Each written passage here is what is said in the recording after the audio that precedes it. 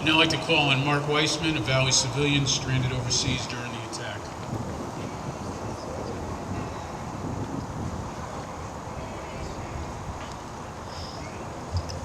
Good morning. On the morning of September 11, 2001, I was on a plane headed from London to Cincinnati after a routine business trip. I had been scheduled to fly home on September 12th, but unfortunately, or so it seemed, wrapped up my assignment a day early. While we were somewhere over Greenland, the pilot came on in a muffled voice, and all he said was, "Terrorism, we need to land." That was it.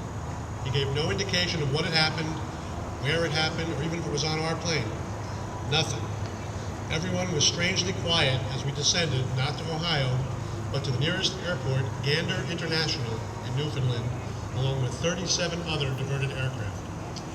Historically, Gander Airport had been a refueling stop for planes crossing the Atlantic Ocean, but it was rarely ever still used. Once we landed, the plane's airphone lines jammed with outgoing calls.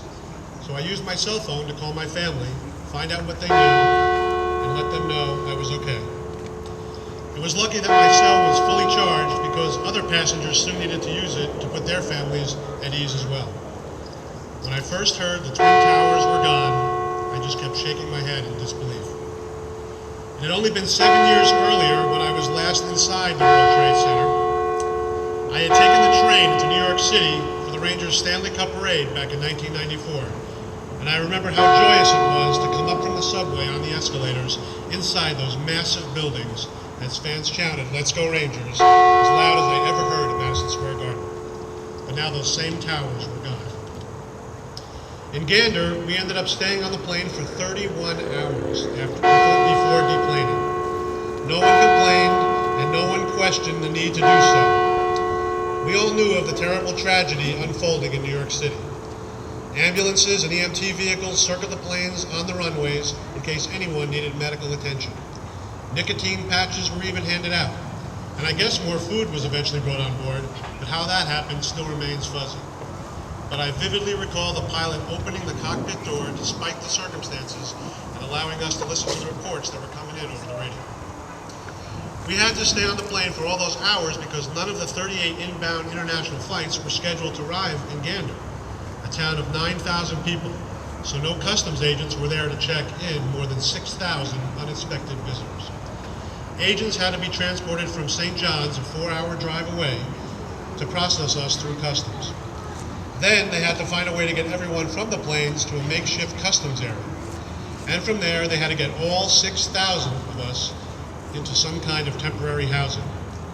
In the first of seemingly endless gestures of generosity from the people of Newfoundland, local school bus drivers who were on strike at the time put down their picket signs to help transport us. It felt so strange to sit in a yellow school bus alongside predominantly adults as we bounced along to nearby Gambo. Once we arrived, we were divided into outposts to take shelter, mine being at the local VFW hall. It was there on the large screen satellite TVs that I first saw the images of the towers collapsing. I still couldn't believe it had happened. In what later became known as Operation Yellow Ribbon, the people of Gander, Gambo, and the surrounding towns responded during this crisis in a way that never can be fittingly described or dutifully accoladed. I kept thinking that if 38 jumbo jets suddenly landed at Oxford Airport in Connecticut, the people of the valley would have reacted exactly the same way. Except instead of making us fish and soup, we would have eaten pasta and pierogies. The acts of kindness that our hosts showed us, like closing the schools to provide us with shelter, a place to sleep, showers, and even internet access, were just so gracious. Their altruism to a group of international travelers that swelled the population to almost twice its size was remarkable and came at great personal sacrifice to them. They provided 3 meals a day to 6,000 people they weren't expecting without even blinking an eye. Even the local Walmart supplied clean clothing. But best of all, they gave us companionship to keep our minds occupied and help the long hours pass. As our unscheduled stopover stretched from Tuesday, September 11th to Wednesday, we had no idea how long it would be before we could return to the U.S., or even if we'd be allowed to return by plane. But by late Thursday, the airlines received permission to complete their flights, and a website listed the plane's departures, dates, and times. Since my flight was one of the last planes to land, You would think that we'd be one of the last to depart. But our pilot had been forced to park in such a way that the plane blocked most of the other planes in. So instead of being the last to leave on Sunday, we were one of the first to take off on Friday, September 14th. Once I eventually landed in Cincinnati, I was able to rent a car to drive the 6 hours to Indiana, where I lived at the time. I had to drive home as connecting flights were not yet authorized to fly in the U.S. Little did I realize the significance of what I had just experienced.